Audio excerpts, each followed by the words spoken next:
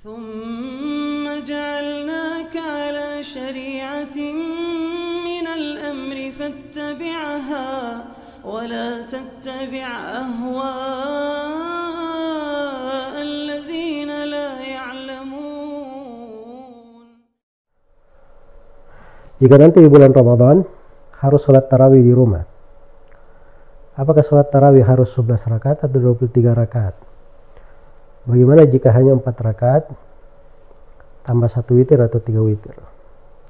Yang pertama, saya berdoa kepada Allah, semoga Allah menganugerahkan kepada kita semua umur yang panjang dan memberi kepada kita semua nikmat untuk mencapai bulan Ramadan, dan insyaallah ta'ala kita semuanya mencapai bulan Ramadan dengan izin Allah. Apabila seorang sholat di rumah, dia sholat malam, sholat malamnya Nabi Sallallahu Alaihi Wasallam itu 11 rakaat. Itu yang dilakukan oleh Nabi.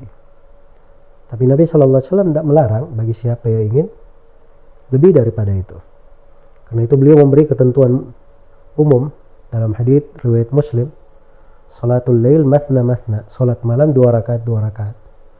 Jadi boleh dilakukan 2 rakaat 2 rakaat 2 rakaat sampai 20 rakaat, 40 rakaat. Ya. Sebagaimana di mazhab Imam Malik dan selainnya, ataupun lebih daripada itu, tidak dipermasalahkan. Tapi sholat malam itu harus 2 rakaat 2 rakaat. Adapun witirnya, boleh 1 rakaat, boleh 3 rakaat witir. Karena witir itu yang dimaksudkan penutupnya itu ganjil. Apakah dia 1 rakaat, 3 rakaat, 5 rakaat, 7 rakaat. Yang jelas sekaligus dia berjumlah ganjil. Kalau ada yang sholat 4 rakaat, 2 rakaat 2 rakaat, terus dia tutup 3 rakaat atau 1 rakaat, maka itu tidak ada masalah, diperbolehkan. Hanya saja seorang di dalam sholat paling bagusnya dia seperti yang dilakukan oleh Nabi, 11 rakaat, dan dia kontinu di atas hal itu. Karena dalam hadits Aisyah riwayat Bukhari dan Muslim, Rasulullah sallallahu alaihi wasallam bersabda, "Ahabbul amali ilallah ma dawama alaihi sahibuhu wa in qal." Amalan yang paling dicintai oleh Allah apa yang pelakunya itu kontinu melakukannya walaupun itu sedikit.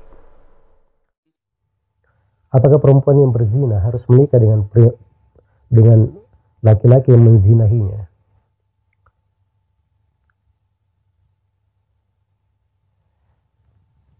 Perempuan yang berzina itu tidak boleh menikah dengan seorang laki-laki yang beriman, kecuali dengan 2 syarat. Syarat yang pertama, dia sudah bertobat dari perbuatan zina. Karena itu dalam Al-Quran dikatakan wa hurrima dzalika 'alal mu'minin. Diharamkan hal tersebut terhadap orang yang beriman. Kemudian syarat yang kedua, rahimnya itu telah kosong. Dan kosongnya rahim itu diketahui dengan 2 hal. Atau dengan kosongnya rahim dengan 2 hal. Hal yang pertama, kalau tanpa tanda kehamilan, maka ditunggu sampai dia melahirkan. Begitu dia melahirkan, rahimnya kosong namanya. Karena dalam Al-Quran dikatakan wa ulatul ahmali ajaluhunna ayyadhana hamlahunna. Perempuan yang hamil, batasan dia boleh menikah waktunya kalau dia sudah melahirkan. Kemudian yang kedua, apabila tidak kelihatan tanda kehamilan, maka kosongnya rahim itu diketahui dengan haid 1 kali haid. Apabila dia sudah istibra, haid 1 kali haid, maka itu sudah kosong rahimnya. Jadi kalau sudah terjadi 2 hal ini, sudah melahirkan atau sudah kosong rahim dengan 1 kali haid, kemudian dia sudah bertobat, itu baru boleh menikah. Terkait yang menikahinya, dia boleh menikah dengan laki-laki yang berzina bersamanya, atau kalau dia juga sudah bertobat, sama-sama bertobat, atau dia boleh menikah dengan orang lain. Cuman masalahnya kalau dia menikah dengan orang lain, ini masalah pernah berhubungan dengan orang lain, itu masuk di pembahasan aib pada saat nikah. Iya. Jadi tidak perlu dia cerita kepada orang, saya pernah berzina dan seterusnya. Itu tidak perlu dia ceritakan, bahkan haram untuk dia ceritakan. Sebab itu aib namanya. Dosa yang dia sudah bertobat darinya, kewajibannya adalah dia menutupinya. Sepanjang Allah menutupinya, jangan dia singkap. Tirai ya Allah, tutup untuk dirinya. Iya.